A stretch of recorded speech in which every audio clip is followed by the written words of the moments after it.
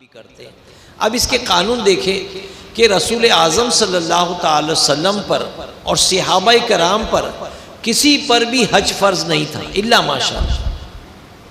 نبی کریم صلی اللہ تعالی وسلم پر قربانی واجب نہیں تھی، رسول کریم صلی اللہ تعالی وسلم پر زکوٰۃ بھی فرض نہیں تھی۔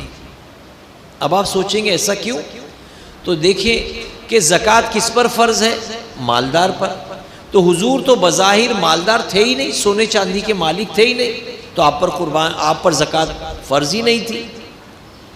عید کے دن جس کے پاس 52.5 تولہ چاندی کی رقم ہو یا 7.5 تولہ سونا ہو یا 7.5 تولہ سونے کی رقم ہے تو اس پر قربانی واجب ہے۔ تو رسول گرامی وقار صلی اللہ تعالی وسلم پر تو قربانی واجب تھی ہی نہیں، کیونکہ آپ کا گھر اور آپ کا گھرانہ ایسا تھا کہ جہاں ہفتوں چولہا نہیں جلتا تھا،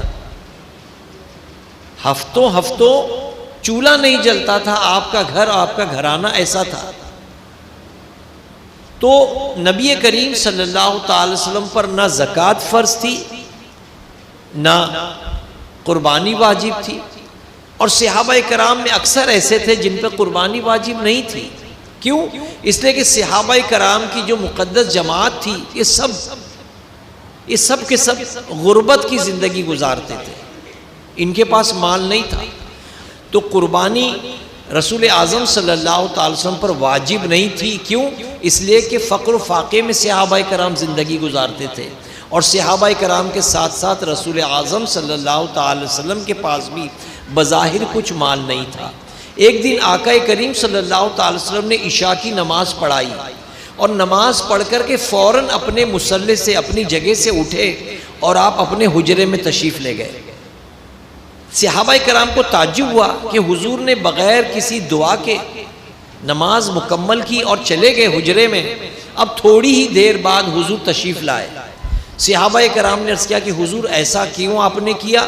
تو نبی کریم صلی اللہ تعالی وسلم نے فرمایا مجھے نماز میں خیال آیا کہ میرے حجرے میں سونے کا ڈھیلا جو مال غنیمت میں آیا تھا وہ بچ گیا تھا، تو میں نے فوراً نماز پڑھ کر کے وہ سونے کا ڈھیلا صدقہ کر دیا۔ اب میں اطمینان سے ہوں کہ میرے گھر میں سونا چاندی نہیں ہے۔ تو رسول اعظم صلی اللہ تعالی وسلم پہ نہ زکوٰۃ فرض تھی نہ قربانی واجب۔